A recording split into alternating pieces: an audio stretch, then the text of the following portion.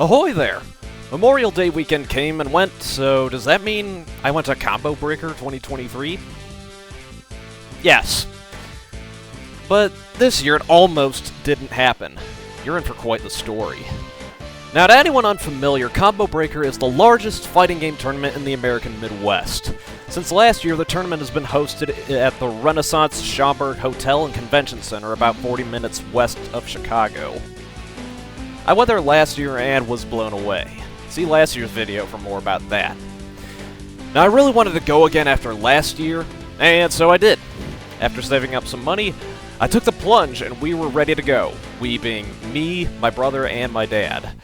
We knew that we would be mixing things up quite a bit this year, as we had chose different restaurants to eat at and picked a different car to ferry us on the trip. An Impala from 2008 has only got so many miles left on it since it's a bankruptcy-era GM car, so my mom lent us her car. Since it was much newer, she figured it'd have a better chance of surviving a long road trip. Who were we to disregard Mom's advice? If only we knew what was on the road ahead. With everything loaded up, we hit the road in my mom's Kia at 9 in the morning. This time around, the weather was being cooperative. It never rained once on our trip. I snapped a photo of a Ferrari that was on the highway, but little did we realize that this Italian stallion would become one of the 4 horsemen on the trip. Only a few minutes later, disaster struck. The car's engine started revving high all of a sudden, and my dad pulled over to the shoulder to investigate. He tried to restart the car. The engine only would start for a brief moment before shutting itself off. He checked the engine to see if a timing belt blew. It didn't. Regardless of what issue the car had, it wasn't going anywhere. It didn't even make it to the Michigan-Indiana border.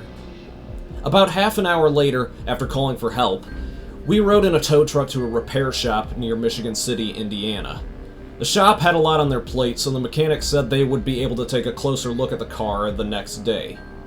Thus, the Kia was left behind on this leg of the trip, being held in a repair shop in the middle of nowhere in northern Indiana.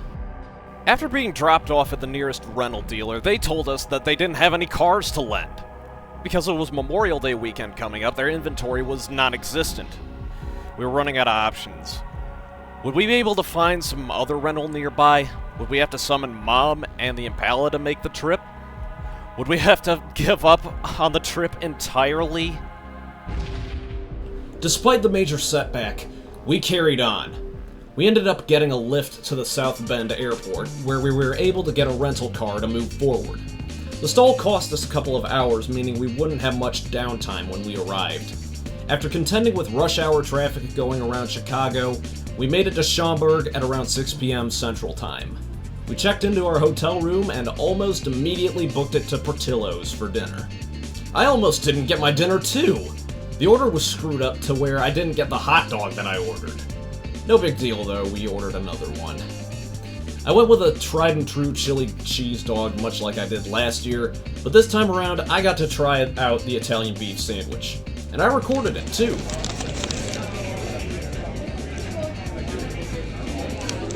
Well,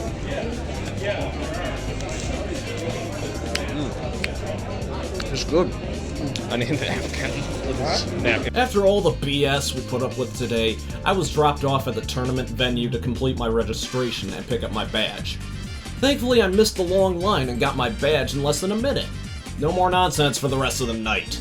Just us, our cozy hotel room, and whatever was good on TV. But you know by now that day 0 means that we're recharging for a day of walking through the Windy City. This time, however, we would be picking up a +1 for the weekend. 9 a.m. Central Time. We arrived at the Arlington Park train station to meet up with a friend, Jess, aka the Third Reaper. You may or may not recognize the name from a couple of Uno videos on my channel, but it was awesome to get to meet one of my online friends in person for the first time. Reaper would be joining us on our excursion into the Windy City. We once again took the metro train to Ogilvy, but made our way out to the sidewalk and streets to get to our next destination. Now, we didn't like taking the buses to get around, so we decided to ride the rails. We took the L, or the subway which became an L, to Chinatown on the near north side of the city. Yeah, you could tell clearly that this was Chinatown because of the Oriental architecture and abundance of Chinese restaurants. Like the one we went to, Triple Crown. This restaurant offers a smorgasbord of food that you get to pick with their checklist menu. It checks off you want to eat, and once you're done picking, then you get each portion delivered to your table. It's like building your own buffet. And the food there was really good. The pork, the shrimp, the dumplings, they were all delicious. As a dessert, we got these adorable custard balls that were made to look like pigs. Look at how cute they are. And they tasted like heaven. We ate so much there that we had to skip our initial plan to get dessert at a nearby bakery. If I had any more morsels within the next 5 minutes, I would explode. We let our stomachs settle and took another lift to get to the museum campus for our next stop. The Field Museum. This natural history museum is home to a lot of things, including the famous T-Rex fossil named Sue. In addition to Sue, I got to meet much of my cephalopod brethren in this museum. At this point in the day, I had been tasked with carrying around everything in my backpack. I had become the mule for our gear, and oh, how appropriate, I just happened to find some ass in the museum. That's the most ass I've seen in a long time. I also saw many other critters, including Komodo dragons, rhinos, skeleton camels, foxes, crocodiles, nope ropes, warthogs, and walruses. If only there was a puma. What in damn hell is a puma? Deep in the depth of the museum, or at least 2 flights of stairs down, lay an exhibit about artifacts from ancient Egypt. It had all you could ask for in a collection that may or may not have been stolen at some point. It had a sarcophagus, a mummy, and a bunch of treasures. I'm glad none of the mummies came to life and attacked the visitors. But the star of the show was the fossils, namely the dinosaur fossils. Jumping across millions of years and several mass extinctions, we get a glimpse of past life on Earth. This includes the main attraction of the entire museum, Sue. This T-Rex fossil, named after explorer Sue Hendrickson, is the best preserved T-Rex fossil ever found.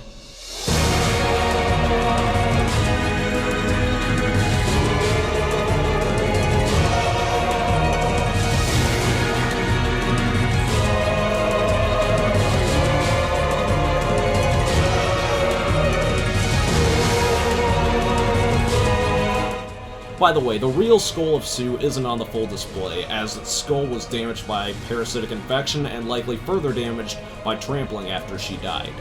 How Sue died is anyone's guess. We got our fill of the museum, so we took a short break near the shore of Lake Michigan. We eventually decided that by the time we walked from the museum campus to the nearest L track, and then got on an L train, we'd have worked up an appetite for dinner. A good prediction, as we were hungry when we got to our dinner stop. Small Cheval in West Loop. This is a local burger chain in the city, selling premium burgers at a premium price. But that premium certainly felt like it. This was a good cheeseburger. Local burger joints never cease to amaze me. Our stomachs were full once again, and we were all feeling the burn from all that walking. So we got back on the L to get dropped off at Ogilvy for our train back to Arlington Park. While we waited for the train to depart, we made a quick stop at a familiar place, the Chicago French Market. But since we'd already eaten a hefty dinner, we didn't get anything there. It was once again time to bid adieu to Chicago and retire for the night. In the morning, however, I'd be flying solo. Neither my brother nor dad wanted to visit the tournament venue since they didn't really have much to do there last year. I'd be on my own, at least for half of it. And they would go goof off at the local IKEA yet again. Almost immediately upon entering, many more parts of upstairs were now in use by Combo Breaker. This means that there was a more fleshed out arcade area with about twice as many games in a more concentrated area. Awesome!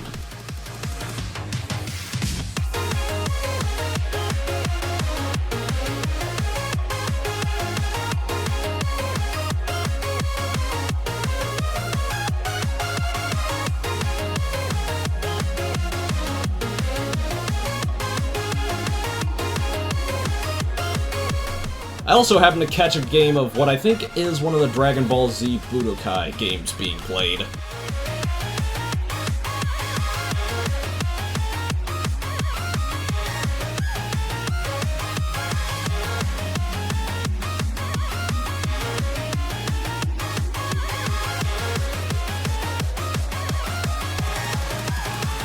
The quote-unquote classic games room got quite the glow-up from last year, now occupying 3 ballroom spaces on the ground floor and getting much more moody lighting.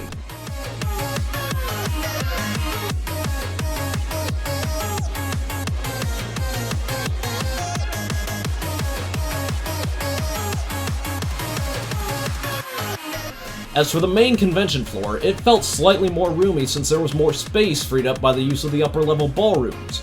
More space for both walking and spectating.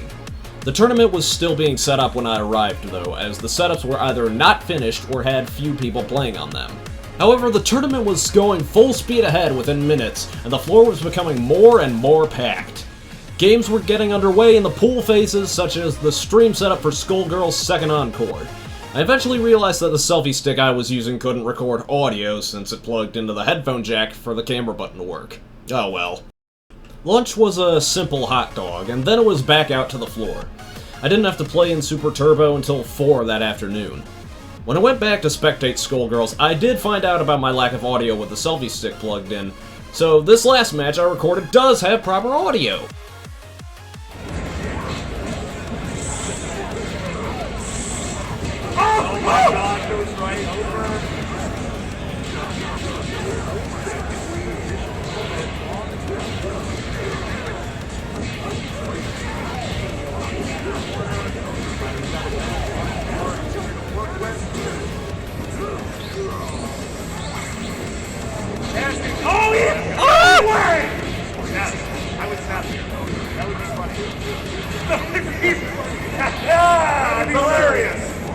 By the way, one of the commentators, Kai Kennedy, voices the character Beowulf in the game. So it's just a little bit of bias. I'm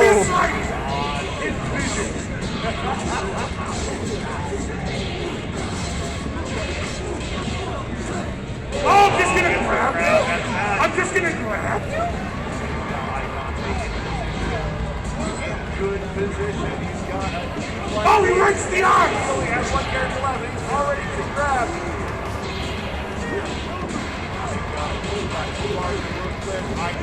And he's got 3! Oh my god, we can IPS though. Not shit. He's gonna go right through this shit. Oh my goodness! Elsewhere, there was some action in Killer Instinct.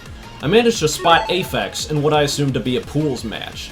Yes, it's that Aphex that has played with Chilled Chaos, Z-Royal Viking, and more. He's a high-level Killer Instinct player.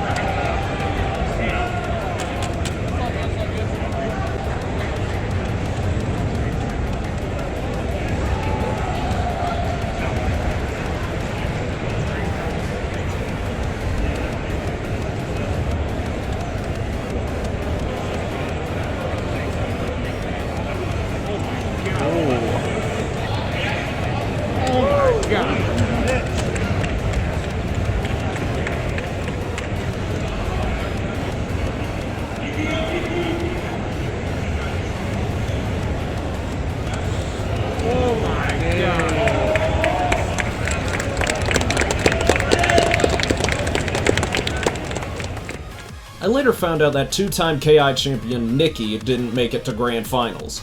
That unfortunately meant there would be no three-peat. In the time I was waiting for my games, I noticed the rise in unique controllers this year. I did see things like the Guitar Hero controller, but there were even more odd controllers in use of this tournament. Sure, you had arcade sticks and hitboxes, big and small, But then you have things like an arcade stick with a graphic of Mavis Beacon teaches typing on the front panel. You also have a controller with keyboard keys built out of a chessboard, a hitbox made of wood, a 3D printed hitbox, a gaming keyboard, and even a keytar! This is why arcade stick / hitbox culture is amazing. The creativity levels are through the roof! I took part in some arcade-style drifto action before moving over to the hub of Chicago's famous mystery tournament. Why does this keep happening? Much like last year, you never know what game you're gonna see. Really, I've never heard of most of the games that I saw being played, a handful of which are prime kusoge. Like this one. Apparently it's called Karate Tournament, and it looks janky as all hell. And somehow it was one of the funniest games I've ever seen.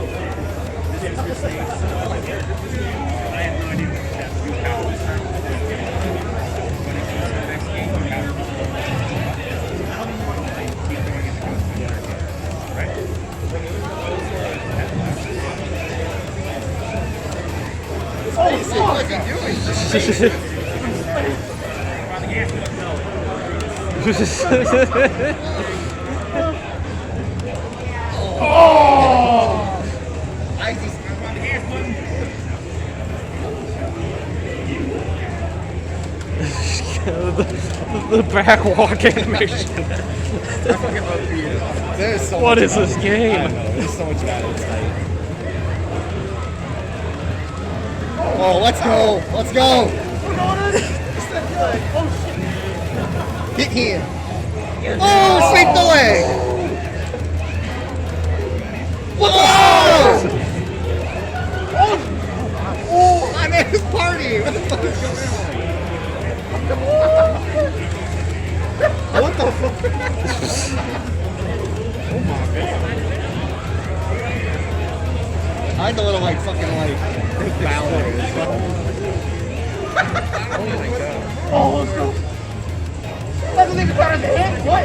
Oh, it's okay. Yeah, it takes a little. Oh, beat it up.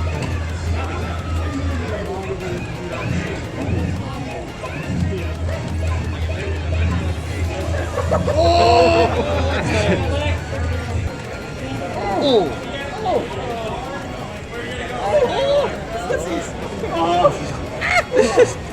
What is that? This is truly a game. Oh!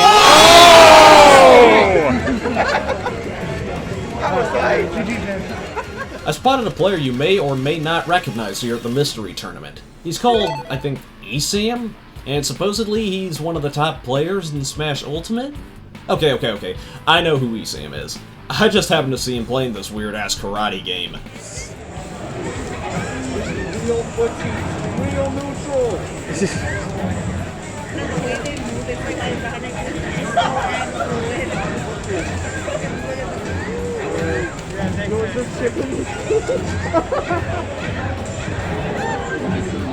What?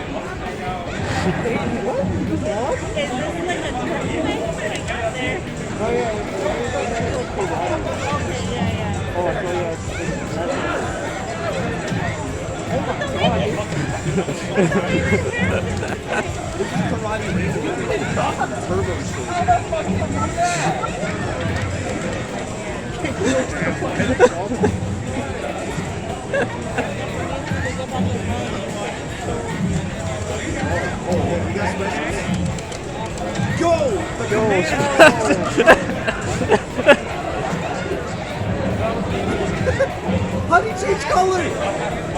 Oh no, that's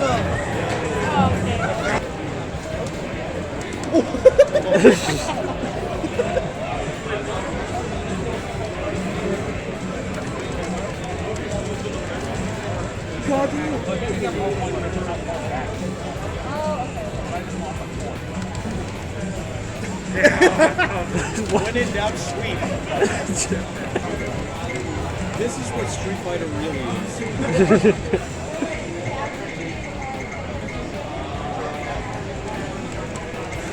Look at that, he's doing toxins.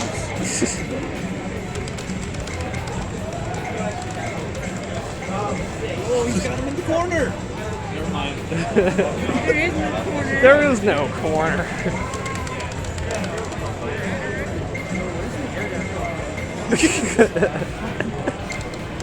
I think this game could use guts. Oh! Get that dive kick headshot in there.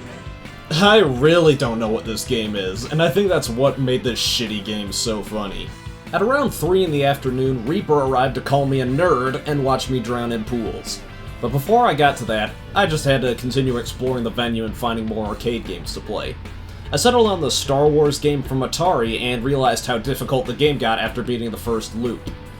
If this is how the Battle of the Death Star went down, then Yavin 4 would be just a floating pile of space rocks. Oh, and more difficult. Before my matches started at 4 p.m., we went down to the Classic Games Ballroom, and I got to spectate one of Alex Jabali's matches. It's like Rio and Ken, like the old thing. There.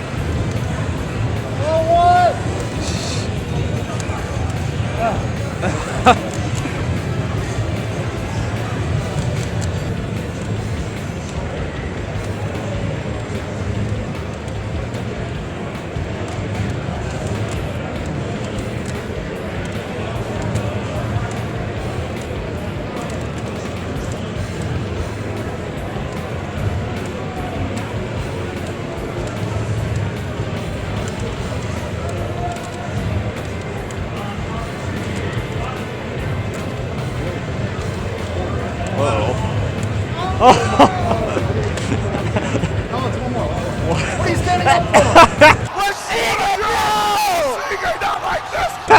Get that on camera? Oh. Yeah, I got it.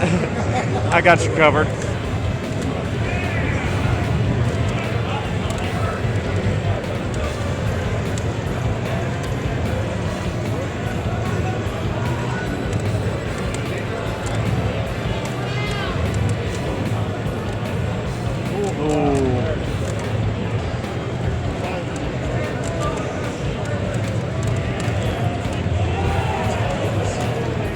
Oh!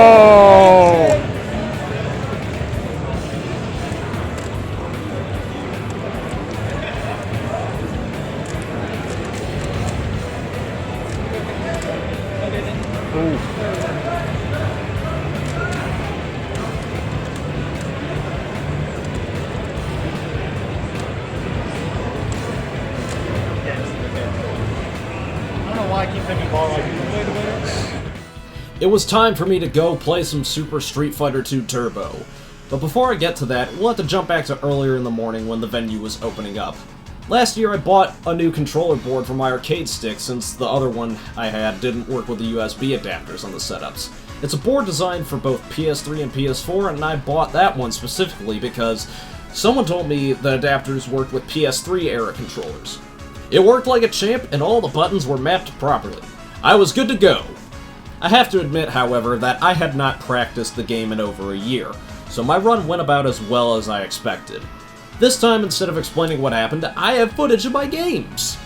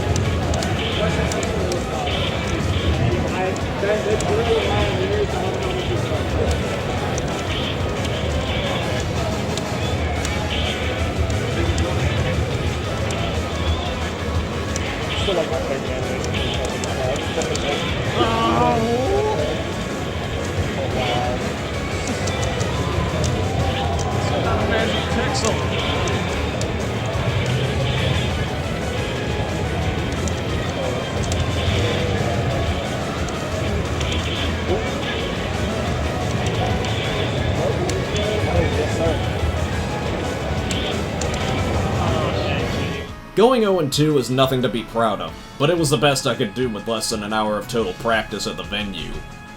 Also spotted in my bracket was Mint Cheerios, aka Gerald from Core A Gaming. I could tell it was Gerald because of the arcade stick with the jewelry panel art on it.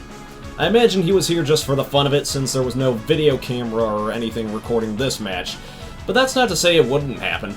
I don't know if it happened since Core A Gaming hasn't put out anything in a while, but hey, quality over quantity. Now that my tournament run had met a swift end, we were free to go elsewhere. I had something in mind since last year, but couldn't really make that happen since there were arcade machines at the venue. But we were determined to make it happen this year. We drove over to Brookfield, Illinois, about 40 miles south of Schaumburg, where we made a quick stop for dinner.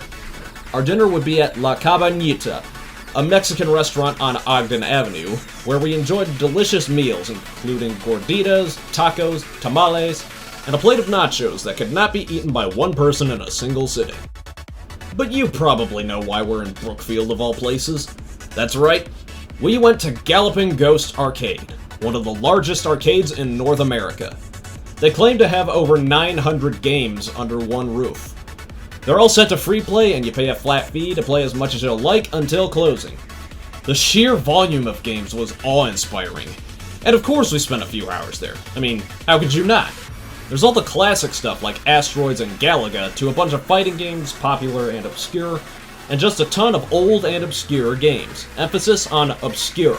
There were so many games on display that I either never knew about, or was never officially released.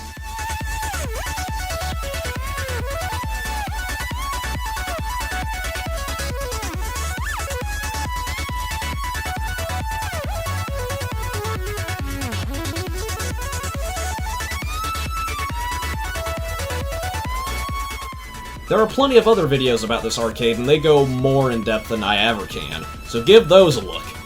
Definitely check this place out if you're in Chicagoland. The night grew dark, and our feet continued to ache, so we said goodbye to the arcade and retreated to our hotels for the last day of our stay. It was the final day of our trip, and we knew we had to leave early to return the rental car. I ended up missing out on some good-ass Tekken and the Brian Fury reveal for Tekken 8 that totally was revealed for the first time. I met up with Reaper for one last time, and we got to watch Top 8 of Street Fighter V. This would be the last time that Street Fighter V would take the main stage at Combo Breaker, with the looming launch of Street Fighter VI less than a week away. I mean, it's probably out now by the time you're watching this, but it was just days away that weekend. Apologies for the shaky footage. I traveled lightly on the last day and didn't bring my selfie stick along.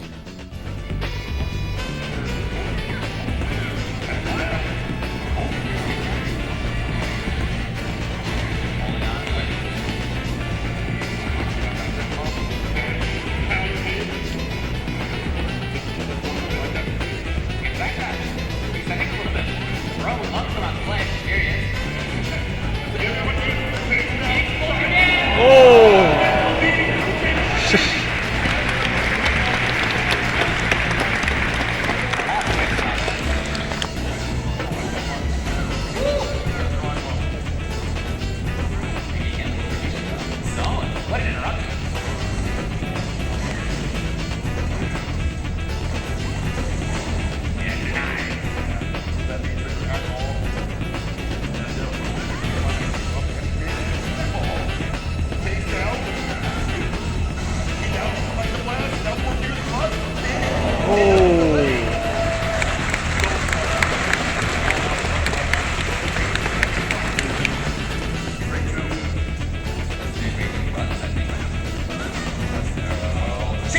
Whoa!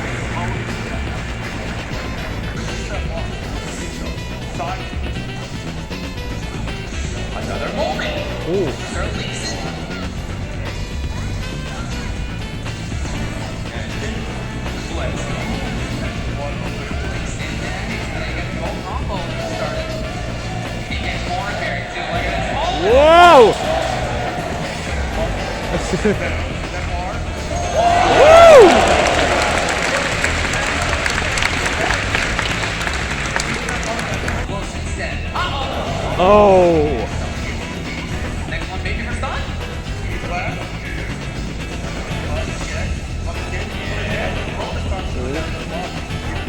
Oh, he senses this is the moment. A little bit late. Still there? Oh, he's not giving up. This is the whole life for melted.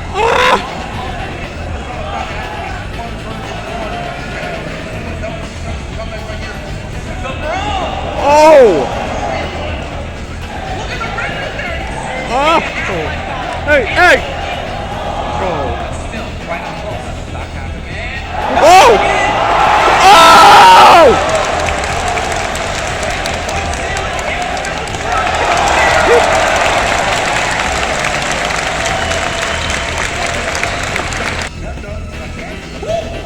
Oh. Oh. Hey, hey, hey, hey, hey, hey, hey, hey, hey, hey, hey, hey!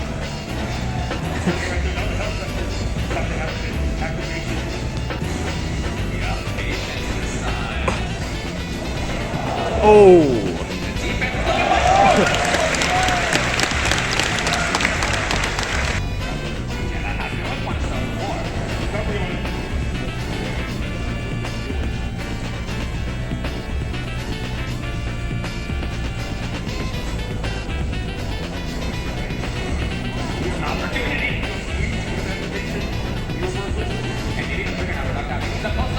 Oh!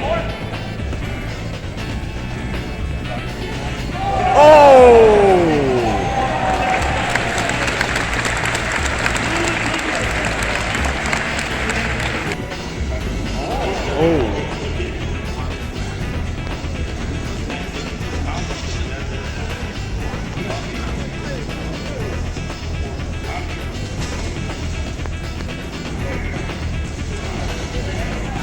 Oh!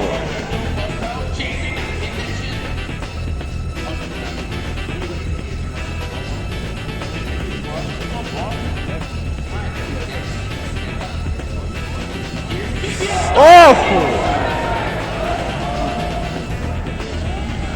Oh!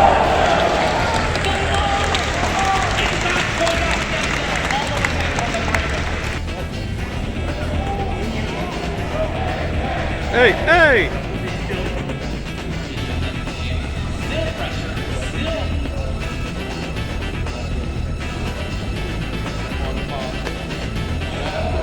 Oh!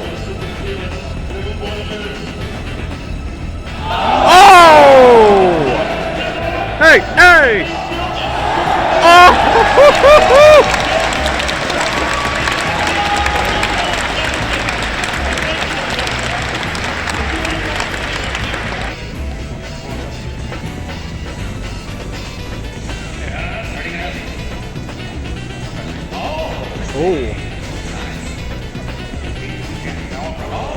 Oh! Oh!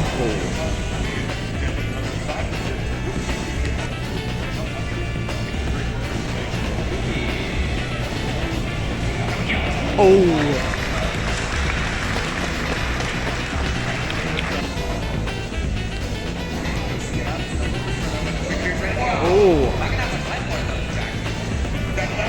Oh no!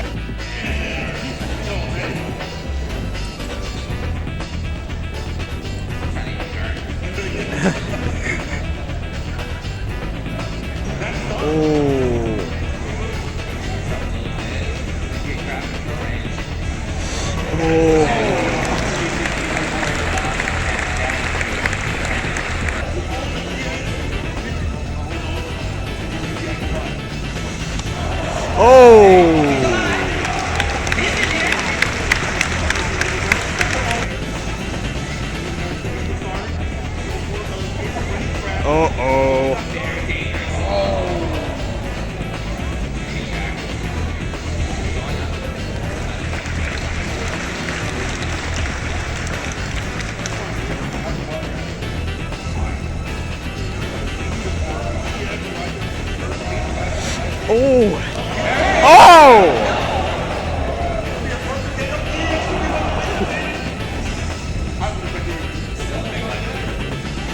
60%?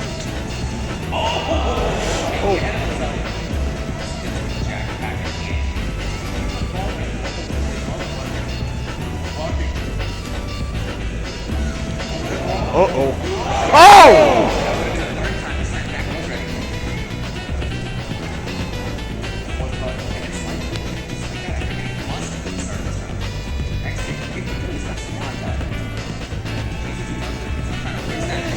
Oh!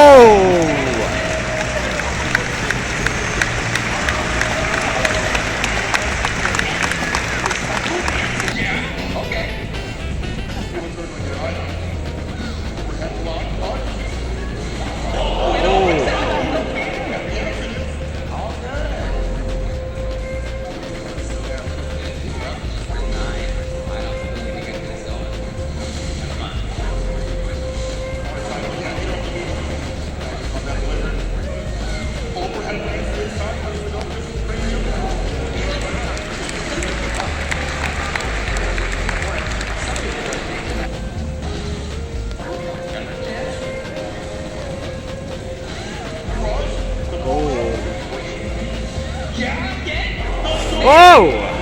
No!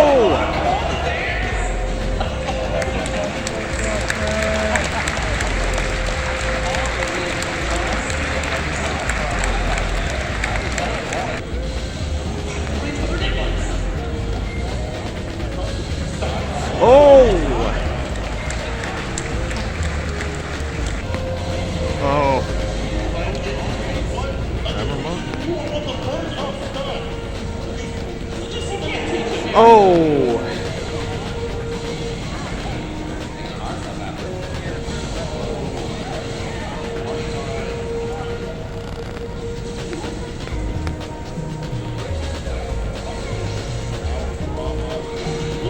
Oh!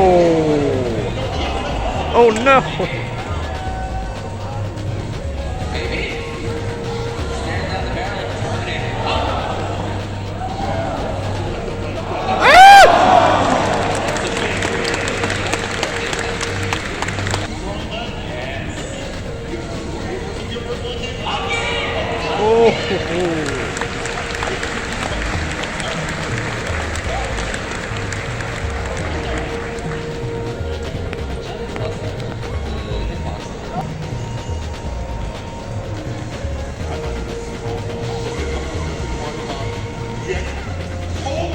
Oh!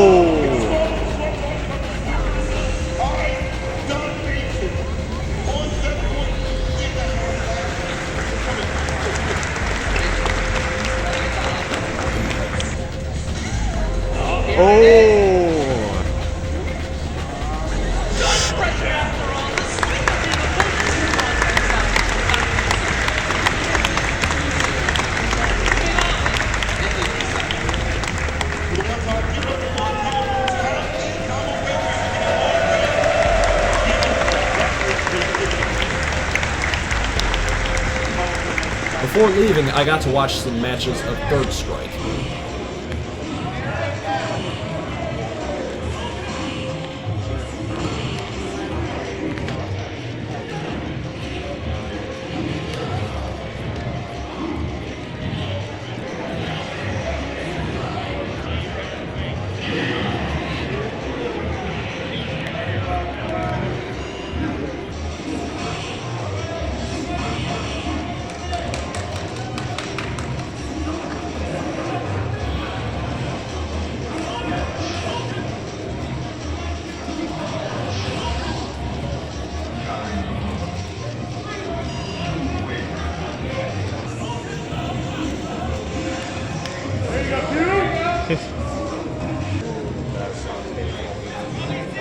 Oh!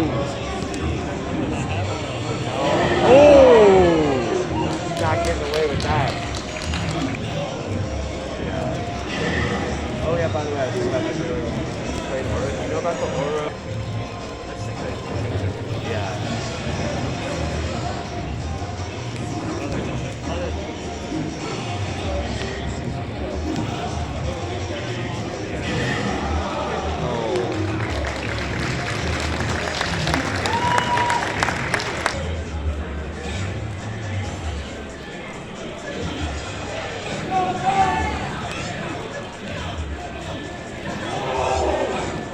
Oh no, they're actually fighting.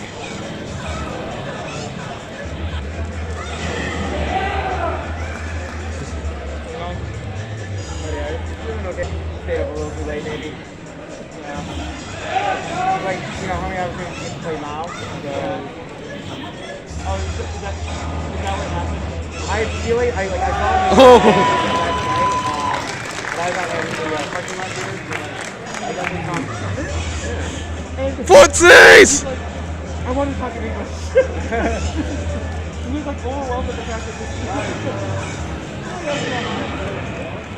He's just overwhelmed with the fact that this dog is wrong. He's like, boy, he's like, Oh!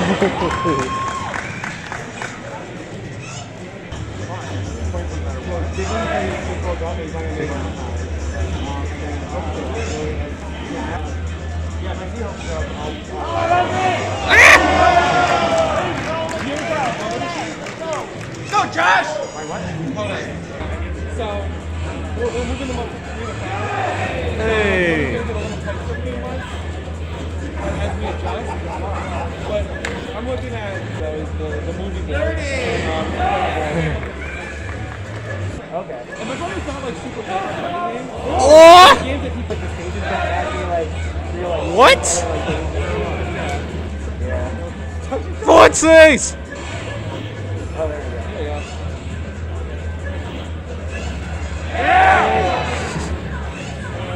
Good touch, too. Oh. About even on leg side. Oh, he missed the shot.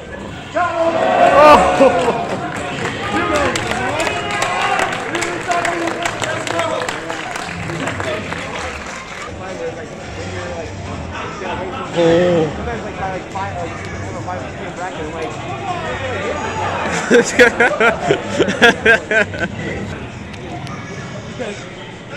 because I think SC, yeah. No, like it's keeping. I'm talking about the whole. Although I would probably never actually play Soul Calibur in a tournament.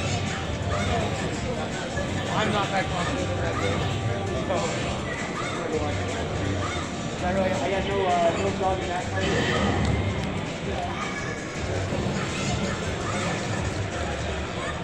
Oh!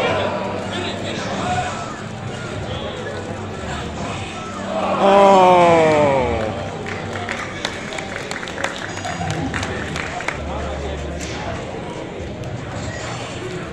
Oh! Whoa!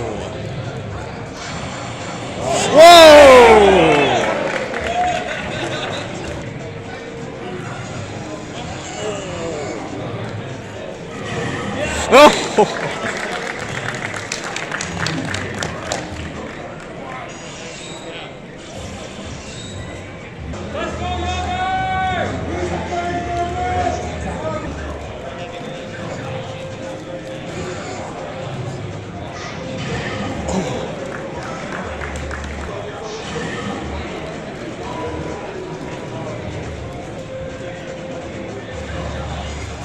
Oh!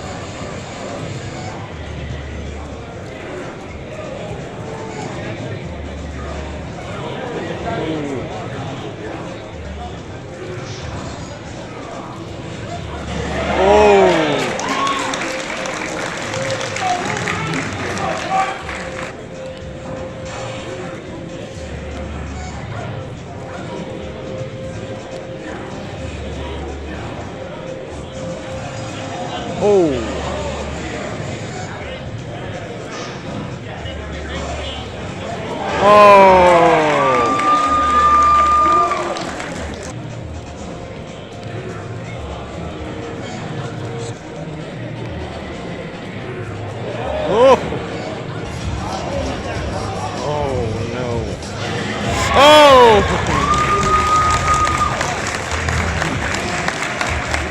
Even if I suck at playing fighting games, they're still fun as hell to watch. Afterward, it was time for me to leave. I said goodbye to Reaper, and the rest of us got back on the highway on the first leg of our voyage home. We arrived at the South Bend airport by 4 p.m., where we dropped off the rental car and got extracted by my mom, who wasn't sent out on a rescue mission in the Impala. We got back to Michigan, and arrived home safely a couple hours later. The start of this year's trip to Illinois was very rough, and we feared that it wouldn't end up happening when the Kia broke down. But we didn't let that stop us. We found our way to Chicagoland, met up with an online friend for the first time, and had tons of fun. Chicago was as beautiful as ever, the weather was gorgeous, the food was fantastic, and the tournament was another S-tier event. As for the Kia, it had too much oil, and the repair shop drained it. Once that was sorted out, it was running perfectly fine. Hey, future me here, I'd like to interject for a moment. The car was still not drivable, so the engine's going to be replaced at Kia's expense. That's the price they pay for making an unreliable crossover. Anyway, let's wrap this up. The only downside is that it was still near Michigan City and needed to be retrieved on a separate trip after Memorial Day. Even through all the hardships, I would absolutely do this again. We know a bit more on how to make a trip run a bit smoother next time if something like this happens again. Doubtful it'll happen again like this year, but You can't be too certain. Would there be anything I'd have done differently? There were a few restaurants I would have picked over where we went, but I was happy with the choices made so as not to be a rehash of last year. But what I would do next year if I were able to go again, I've already got a few things in mind. One being that I would try to go by myself for the full event, including staying for the finals on Sunday. I'd have to get over my discomfort over driving on the highway first, as well as getting my license. Then I'd probably wouldn't be 100% by myself. I'd see if Reaper would be willing to go again. The rest of those ideas will have to wait for when the time and money is right. I want to reiterate, trips like these aren't cheap. 2024 hopes are completely up in the air, and I currently can't afford to do another one, and I'm not going to beg you, my audience, to help. But who knows?